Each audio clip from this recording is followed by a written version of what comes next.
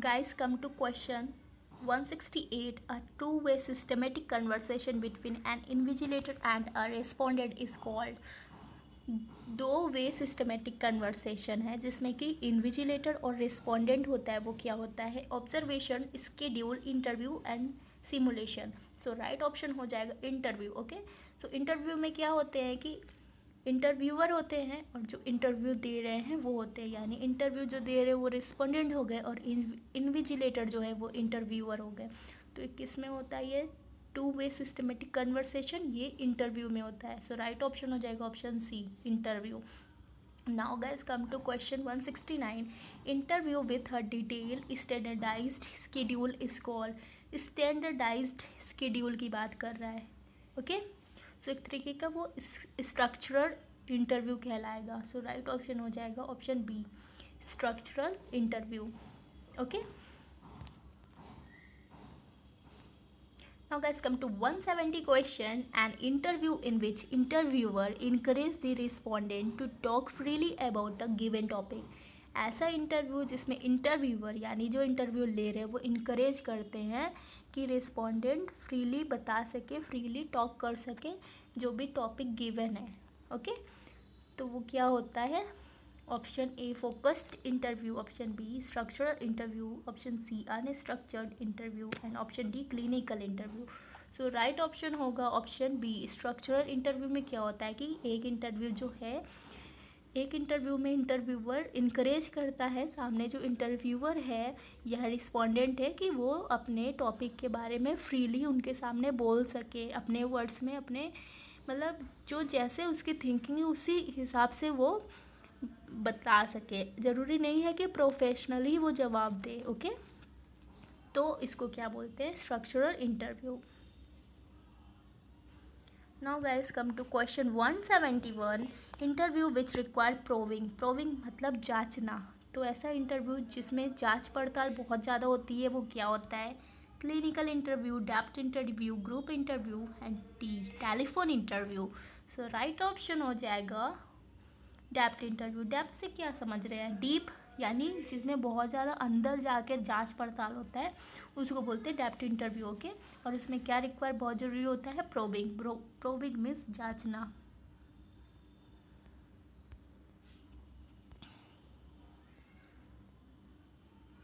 Now guys, come to question 172.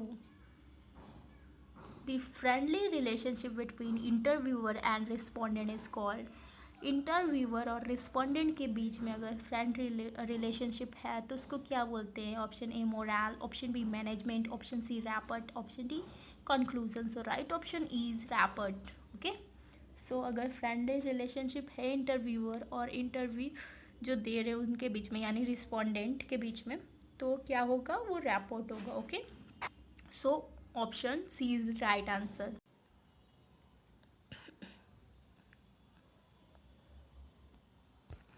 Now guys, come to question 173. Inadequate response, interviewers pass, non-response etc. is the limitation of. Adequate response के बारे में बात कर रहे हैं, यानी पर्याप्त रिस्पॉन्स जो होता है। अगर इंटरव्यूअर ठीक से रिस्पॉन्स नहीं करता है तो वो किस चीज़ का लिमिटेशन होता है इंटरव्यू में? तो लिमिटेशन ऑफ इंटरव्यू, यानी इंटरव्यूअर की ही बात कर रहा है ना, तो किस में आ जाएगा? इंटरव्यू में आ जाएगा। ओके, सो राइट ऑप्शन हो जाएगा option B, interview. Now guys, come to question 174. An example of non-personal method of data collection is. यहाँ पे बोल है non personal method. Okay, so क्या हो जाएगा? Interview, group interview, schedule and telephone interview. So यहाँ पे नॉन पर्सनल है, यानी पर्सनली यानी डायरेक्ट मीट नहीं हो रहा है, डायरेक्ट मीटिंग नहीं हो रहा है, इनडायरेक्ट है एक तरीके से। तो इसमें इनडायरेक्ट क्या है? स्केड्यूल होगा नहीं, ग्रुप इंटरव्यू होगा नहीं, इंटरव्यू भी नहीं होगा, तो बचा क्या? Telephone interview. टेलीफोन में क्या होता है कि इनडायरेक्टली इंटरव्यू होता है जिसमें फेस टू फेस इंटरेक्शन नहीं होता है। ओके, सो राइट ऑप्शन हो जाएगा option D, telephone interview. N example of non personal method of data collection is telephone interview. Telephone interview जब होता है तो एक तरीके से उसमें भी तो डाटा कलेक्शन होता ही है, लेकिन वो मैथड क्या कहलाएगा? Non personal method. Okay, now guys, come to 175 question. Are methods of collecting primary data in which A number of individuals with a common interest interact is called. Option A telephone interview, option B clinical interview, option C focused interview, option D group interview. Okay, तो यहाँ पे बोल रहा है ऐसा method जिसमें कि primary data collect किया जाता है, उसमें क्या होता है नंबर्स ऑफ इंडिविजुअल पार्टिसिपेट करते हैं, यानी ढेर सारे लोग रहते हैं विथ उनके कॉमन इंटरेस्ट होते हैं. ओके, कॉमन इंटरेस्ट होते हैं और इंटरेक्ट करते हैं एक दूसरे से. तो ये क्या हो जाएगा ग्रुप डिस्कशन, क्योंकि ग्रुप डिस्कशन में ही तो नंबर्स ऑफ इंडिविजुअल्स होते हैं जो पार्टिसिपेट करते हैं और कलेक्ट करते हैं प्राइमरी डाटा. तो वो क्या हो जाएगा option D is the right answer. Now guys, come to 176 question. Sending questionnaire to a respondent with a request to complete and return by post is called. Option A mail survey, option B interview, option C observation and option D panel. So यहाँ पे बोल रहा है कि sending questionnaire to a respondent, अगर किसी respondent को questionnaire भेज रहे हैं और उसको रिक्वेस्ट कर रहे हैं कि उसको कंप्लीट कीजिए और रिटर्न कीजिए पोस्ट के जरिए. यहाँ पे बोल रहा है पोस्ट. ओके, फिर से देखिए यहाँ पे बोल रहा है पोस्ट के जरिए. तो क्या हो जाएगा इंटरव्यू नहीं होगा, ऑब्जर्वेशन नहीं होगा, पैनल नहीं होगा, बचा क्या मेल, यानी मेल के जरिए. तो क्या हो जाएगा मेल सर्वे हो जाएगा, जिसमें क्या होता है कि किसी को सेंड कर रहे क्वेश्चनर. ओके, किसी एक रिस्पोंडेंट को, और उसको रिक्वेस्ट कर रहे हैं कि उसको कंप्लीट कीजिए और रिटर्न कीजिए पोस्ट के जरिए. तो वो क्या हो जाएगा मेल सर्वे में इंक्लूड हो जाएगा. Now guys,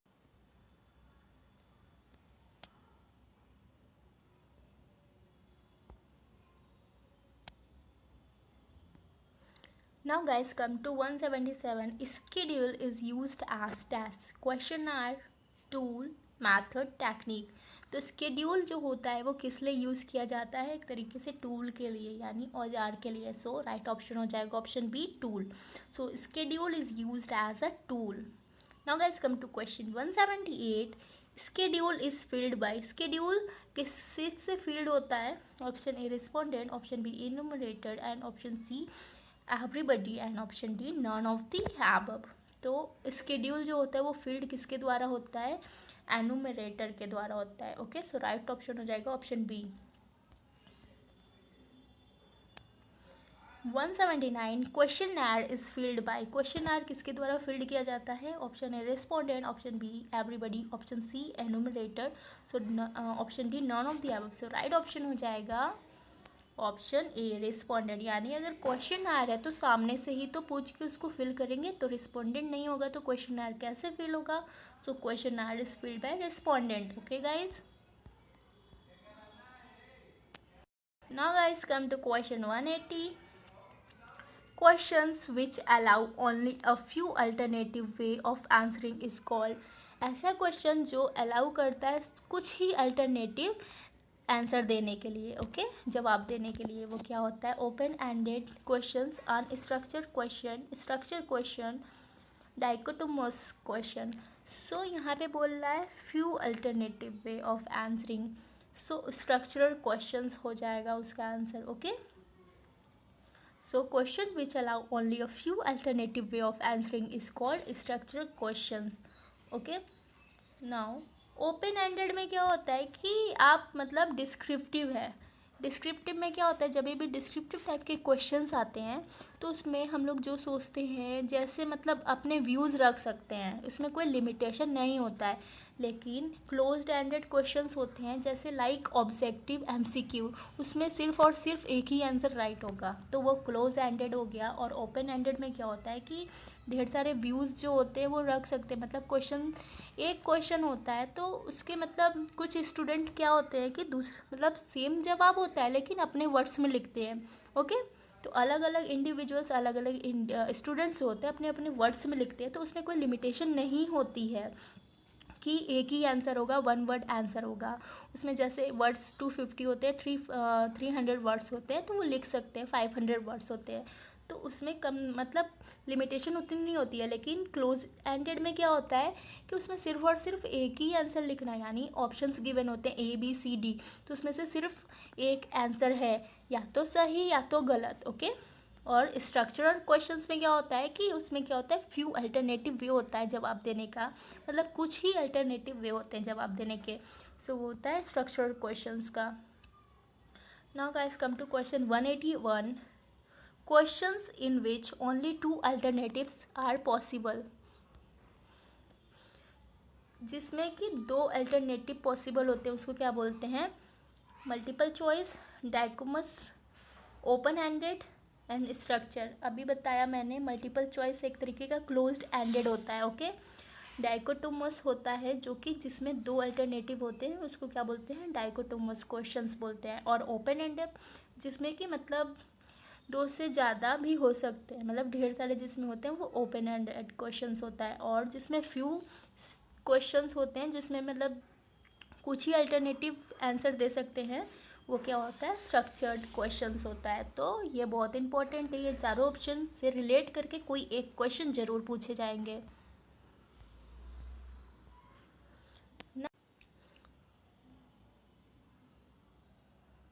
Now guys come to question 182, questions which seek information is called। ऐसे क्वेश्चन जो इंफॉर्मेशन मांगते हैं उसको क्या बोलते हैं, factual, opinion question, hypothetical question and marginal question. So right option हो जाएगा फैक्चुअल क्वेश्चन जो होते हैं वो इन्फॉर्मेशन सीख करते मांगते हैं इन्फॉर्मेशन को। Now guys come to question 183, the question which by its content, structure or wording leads the respondent in the direction of a certain answer is called factual question, opinion question, leading question and structural question। यहाँ पे देख सकते हैं wording leads है, okay. कुछ चीज़ें question से भी समझ में आती है। तो लीड करने की बात हो रही है यहाँ पे, तो लीड से रिलेट क्या कर रहा है, लीडिंग क्वेश्चंस। सो क्या हो जाएगा option, leading question. Then the question which by its content structure, ऐसे क्वेश्चन जो अपने क्वेश्चन के कंटेंट स्ट्रक्चर और वर्डिंग लीड्स से क्या करते हैं, रिस्पोंडेंट को डायरेक्शन प्रोवाइड करते हैं कि ताकि वो आंसर दे सके, उसको क्या बोलते हैं, लीडिंग क्वेश्चन। मतलब क्वेश्चन में ही एक तरीके से वर्ड्स जो होते हैं वो लीड करते हैं, तो उस क्वेश्चन को क्या बोलते हैं, लीडिंग क्वेश्चंस बोलते हैं। The aggregate of all the units pertaining to a study is called population or universe unit sample frame. So right option is option A, population or universe, aggregate of all the units। ठीक है, all the units बोल रहा है ना, पूरी units आ जा रही है उसमें। पूरी यूनिट्स की जब स्टडी होगी तो एक तरीके से वो पूरे ब्रह्मांड का हो गया, यानी यूनिवर्स हो गया। पॉपुलेशन और यूनिवर्स जो होता है वो क्या होता है, aggregate of all the units pertaining to a study is called population और यूनिवर्स। यानी पूरी यूनिट्स की जब हम लोग स्टडी करेंगे तो वो क्या हो जाएगा, पॉपुलेशन हो जाएगा और यूनिवर्स हो जाएगा। Now guys come to 185 question, a member of the population is called. Population में जो मेंबर्स होते हैं उसको क्या बोलते हैं, option A element, option B census, option C sample, option D group. So right option is option A element, यानी जो पॉपुलेशन में मेंबर होते हैं उसको क्या बोलते हैं, एलिमेंट बोलते हैं। Now guys come to question 186, sample value is called. Sample value को क्या बोलते हैं, ये क्वेश्चन बहुत इंपॉर्टेंट है, प्रीवियस ईयर क्वेश्चंस में ये आ चुके हैं, तो इसको बहुत ध्यान से देखिए। सैम्पल वैल्यू को क्या बोलते हैं, parameter, core value, statistics and variable. तो सैम्पल ऐसे होता है और ऐसे क्या है, statistic, okay. So statistics right answer हो जाएगा, यानी एस से सैम्पल, एस से स्टैटिस्टिक्स, ओके। सो ऐसे भी आप लोग लर्न कर सकते हैं। Sample value is called option C statistics. Now guys come to question 187, population value is called। अभी हम लोगों ने सैम्पल वैल्यू जाना जिसको कि बोलते हैं स्टैटिस्टिक्स बोलते हैं। अब पॉपुलेशन वैल्यू क्या होता है, statistics, parameter, variable, core value. Population P से होता है, ओके, और पी से क्या है, इसमें पैरामीटर है। तो पॉपुलेशन की जो वैल्यू होती है उसको क्या बोलते हैं, पैरामीटर बोलते हैं। तो ऐसे भी लर्न कर सकते हैं, पी से पॉपुलेशन एंड पी से parameter. Now guys come to question 188, probability sampling is otherwise called. जो प्रोबेबिलिटी सैम्पलिंग होता है उसको और क्या बोलते हैं, option A multiple choice, option B univariate analysis, option C random sampling and option B bivariate. तो इसका आंसर सही होगा ऑप्शन बी, यूनिवेरिएट एनालिसिस जो होता है वो क्या होता है, प्रोबेबिलिटी सैम्पलिंग होता है, okay. Guys, come to question 189. Sampling which provides for a known non-zero chance of selection. ऐसी सैम्पलिंग जिसमें पहले से पता है कि वो क्या है, पहले से जाना जाता है non zero chance of selection, यानी जो सिलेक्शन होता है वो नॉन जीरो होता है, जीरो नहीं होता है, यानी 1 आएगा या तो 2 आएगा, उससे ज़्यादा आएगा, लेकिन जीरो कभी भी नहीं आएगा। ओके, यहाँ पे नॉन जीरो लिखा है। सो प्रोबेबिलिटी सैम्पलिंग में ही तो ऐसा हो सकता है। जैसे मैथ्स वगैरह में आप लोग पढ़े होंगे प्रोबेबिलिटी में, जैसे फॉर एग्जांपल अगर किसी कॉइन को टॉयस कर रहे हैं तो या तो हेड आएगा या तो टेल आएगा, बीच में खड़ा तो नहीं हो जाएगा ना। अगर इन केस खड़ा भी हो जा रहा है, वो कॉइन स्टैंड हो जा रहा है, तो उसका कोई वैल्यू नहीं है, या तो वो हेड आए या तो टेल आए, तो जीरो तो नहीं आएगा, तो यानी non zero chance of selection है। ओके, तो क्या हो जाएगा, प्रोबेबिलिटी सैम्पलिंग हो जाएगा। फॉर एग्जांपल अगर डाइस है यानी पासा खेल रहे हैं हम लोग, तो जीरो तो आएगा नहीं, या तो 1 आएगा या तो 2 आएगा या तो 3 आएगा या तो 4 आएगा या तो 5 आएगा या तो 6 आएगा, 7 तो आएगा नहीं, ठीक है, क्योंकि 6 ही होता है और जीरो भी नहीं आएगा। तो non zero chance of selection जो होता है वो क्या होता है, प्रोबेबिलिटी सैम्पलिंग होता है। Now guys come to question 190. An example of probability sampling is, probability sampling के example option A quota sampling, option B snowball sampling, option C purposive sampling and option D lottery method. तो probability अभी मैंने बताया है कि उसमें क्या होता है, रैंडमली डेटा को कलेक्ट किया जाता है, जो आइटम्स वगैरह होते हैं उसमें रैंडमली कलेक्ट किया जाता है, ऐसा नहीं है कि उसको पहले से सोच समझ के उठाया जाता है, ठीक है। तो क्वार्टर सैम्पलिंग, स्नोबॉल सैम्पलिंग और पर्पोसिव सैम्पलिंग में ऐसा नहीं है। प्रोबेबिलिटी सैम्पलिंग का एग्जांपल क्या है, लॉटरी मेथड है। लॉटरी मेथड में क्या होता है कि किसी की भी लॉटरी लगती है तो सडनली लगती है, रैंडमली लगती है ना। जैसे लॉटरी लग रही है तो जो लॉटरी नंबर है तो वो रैंडमली आता है। ओके, जैसे कोई पर्सन है वो लॉटरी नंबर लिया है तो रैंडमली सेलेक्ट हुआ ना वो डेटा, तो क्या हो जाएगा, लॉटरी मेथड। उसमें प्रोबेबिलिटी है या तो वो जीत सकता है या तो वो हार सकता है, या तो उसकी लॉटरी लगेगी या तो उसकी लॉटरी नहीं लगेगी, तो ये एक तरीके का प्रोबेबिलिटी है। ओके, तो क्या हो जाएगा, ये प्रोबेबिलिटी सैम्पलिंग का एग्जांपल हो जाएगा lottery method. Thank you guys for watching my video. If you like my video, please like, share, comment and subscribe and follow me on Instagram. And if you want PDF, अगर आपको PDF चाहिए तो आप मुझे contact कर सकते हैं at uswarnikac@gmail.com। ये मेरा मेल ID है और मुझे फॉलो कर सकते हैं फेसबुक पेज पर भी और मेरे फेसबुक ग्रुप पर भी। ओके गाइज, एंड अगर कोई DM करना है, मैसेज करना है तो आप मुझे इंस्टाग्राम पर भी मैसेज कर सकते हैं। एंड गाइज, जो रिमेनिंग क्वेश्चंस है, रिमेनिंग MCQs है, मैं नेक्स्ट वीडियो में अपलोड करूंगी, यानी इस वीडियो के नेक्स्ट पार्ट में आप लोग उसको देख सकते हैं। रिसर्च मैथोडोलॉजी के जितने भी क्वेश्चंस 1000 है, मैं पार्ट बाय पार्ट मैं उसको अपलोड करूंगी, तो आप उसको देख सकते हैं। ओके, और अगर रिलेटेड PDF एंड PPT चाहिए तो मैं फिर से बता रही हूँ, आप uswarnikac@gmail.com में मुझे मेल कर सकते हैं या तो मुझे मैसेज कर सकते हैं मेरे इंस्टाग्राम ID या फेसबुक ग्रुप या फेसबुक पेज पर मुझे बता सकते हैं, कांटेक्ट कर सकते हैं।